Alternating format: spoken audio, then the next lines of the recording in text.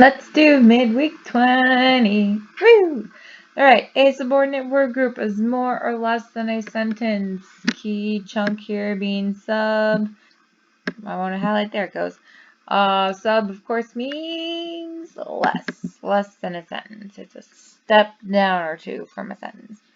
And a what is a verb that can become another class of word without losing its identity completely as a verb. My hint is it has the word verb in it. It is a verbal, verb, and then al. And an adjective that is formed by adding 3 letters to a verb is called a present what. So first, what are the 3 letters you stick at the end of a verb? If you go from dance to dancing, it is ing. And we call that a present participle. Look, there's the answer.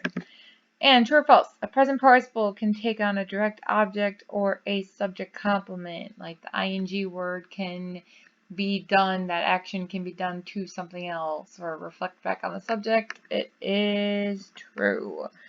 And participle phrases are used as adjectives, right? Which means they describe what 2 parts of speech? AKA, what parts of speech do adjectives describe? Nouns and pronouns.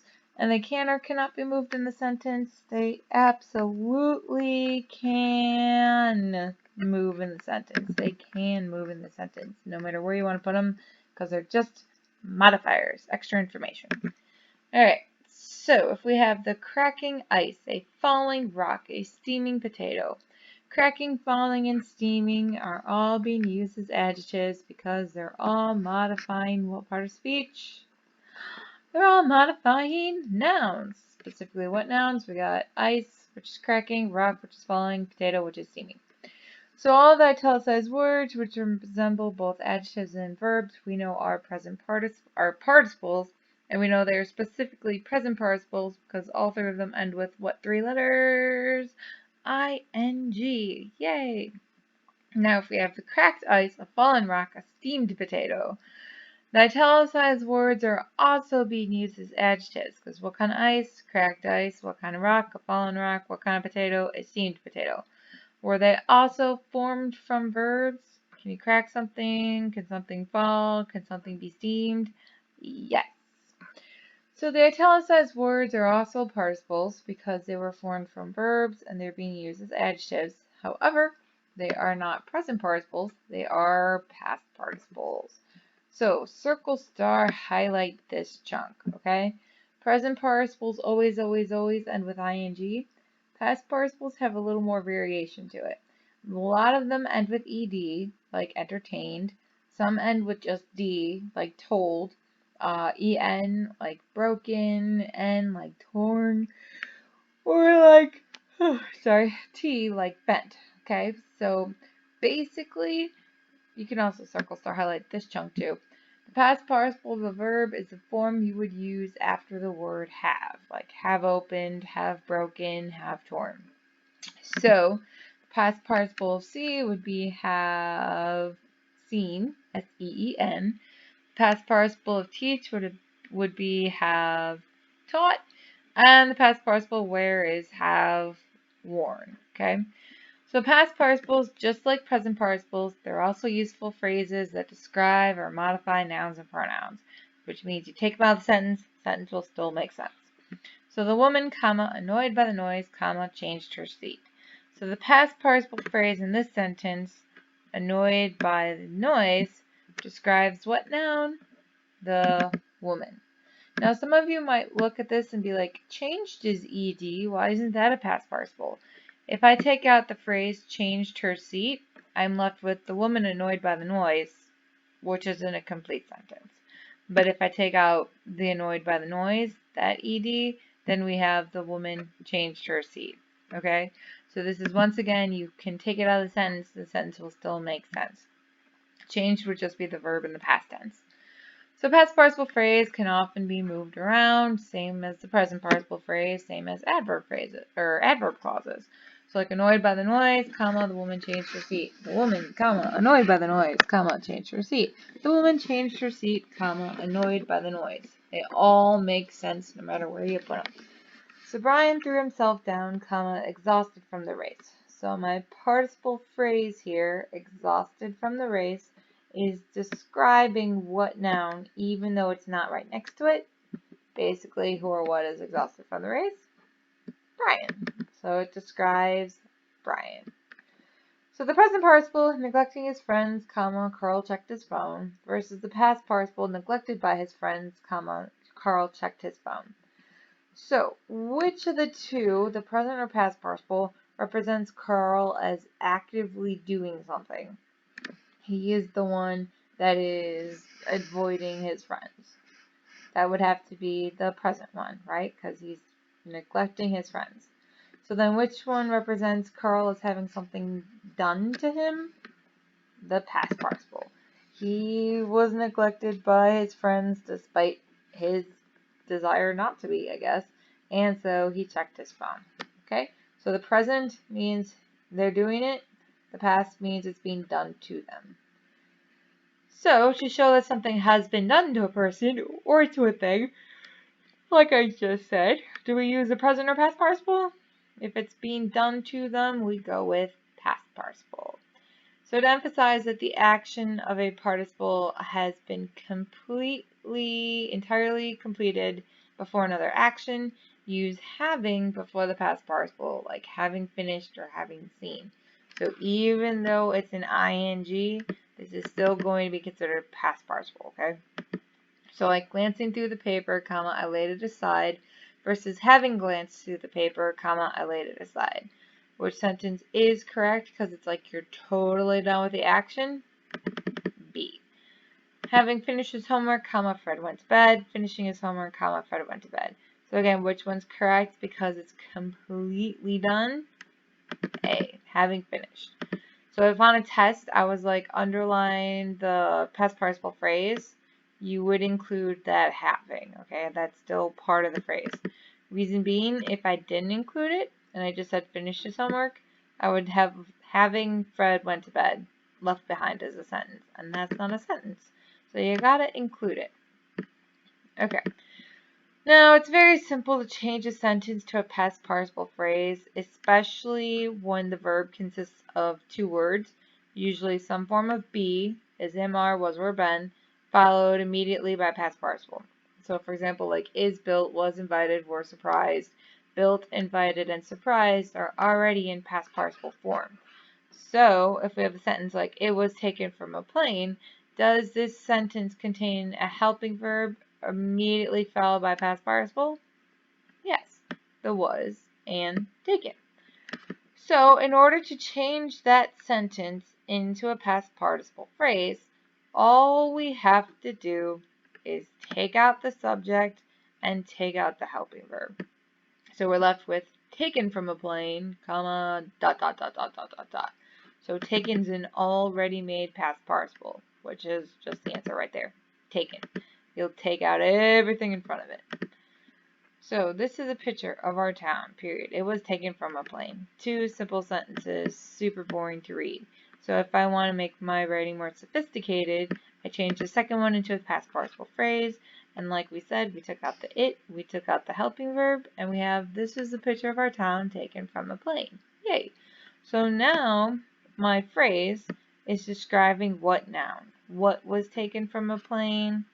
The picture. Not the town taken from the plane, but the picture of the town from the plane. The roads were covered with ice. So what is the two-word verb in this sentence? What's the linking verb and the action verb? Were when covered is one of those two words past participle? Absolutely. Which one? Covered. How do we know? Because it ends with ed. Yes, sillies. So if we have the roads were covered with ice and they were slippery, and I want to change the first sentence into my past participle phrase. Again, all I have to do is take out the subject, the roads, take out the helping verb, were, and then start off my sentence with the past participle, which is already in the correct formation, which is the word covered. So I say covered with ice, comma, they were slippery. Yay, I've made a phrase, but notice when we created this past participle phrase, we lost what the subject was. What were they? They were the roads, right? So now we can say covered with ice, comma, the roads are slippery. So now we know what is actually being talked about. Otherwise it could be like maybe people were covered with ice. We really don't know. So to let the reader know what the sentence is about, we must substitute what two words in for the pronoun they in the main statement? The roads. So that we know they were the ones that were slippery. So if you lose a noun in making a participle phrase, put the noun back at the beginning of your main statement so that people know what the heck you're talking about. Easy enough. So if the book was autographed by King, comma, it brought a high price. We want to turn this into a past participle phrase. How do we do it? We take out the subject, we take out the helping verb, we're left with the past participle autographed by King, comma, what brought a high price? What was autographed by King? The book. So you put the book in place of the pronoun it. Now comma rules. The nice thing about this is I can speak. The nice thing about the comma rules with past participles is they're the exact same thing as present participles, okay? So put a comma after any participle phrase that comes at the beginning of the sentence. Why don't you go ahead and circle star highlight that because it's good to know. So located near factory, the store does big business versus we visited an old church built before the American Revolution. So which one needs a comma? Because my past participle phrase is coming first in the sentence. Obviously, A. Now remember, like I said, if we take these out of the sentence should still make sense. So we've got like, the store does big business. That makes sense. We visited an old church. That makes sense. So on the test, when I ask you to like find the participle phrase and underline it, a good way to check yourself is to see, do you have a full sentence remaining? If you do, you did it right. But for now, A is the one that needs a comma right after factory.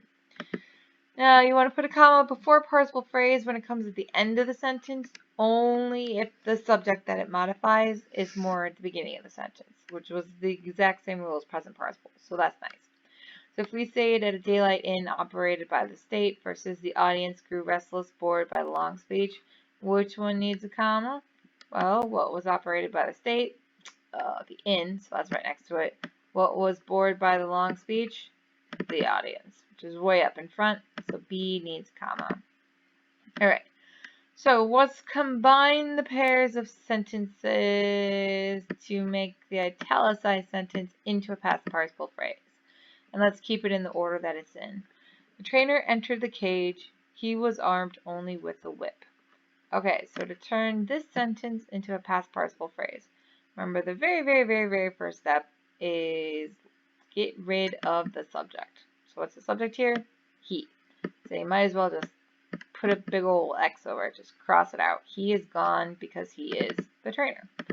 Then you gotta look at your verb. You got was armed. Okay, is one of those words already in past participle form? Already ending with like ed, nt? Yes, armed, which means get rid of the form of be. So if we take out the he was, all we gotta do is say the trainer entered the cage, comma, because trainer is who is armed only with a whip. So the trainer entered the cage, comma, armed only with a whip. Easy enough. Harry Potter was written by J.K. Rowling. It soon became a favorite story. Alright, so I want my first sentence to be my past participle phrase.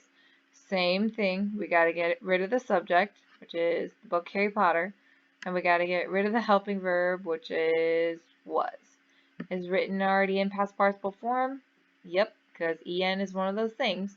So we can say written by J.K. Rowling, comma, but it is going to become what instead of a pronoun?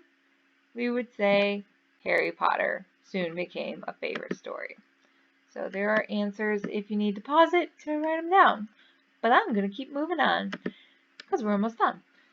So same thing here, you can eliminate the and of a compound sentence or compound predicate, and you can turn it into a past participle phrase. So insert the comma where needed.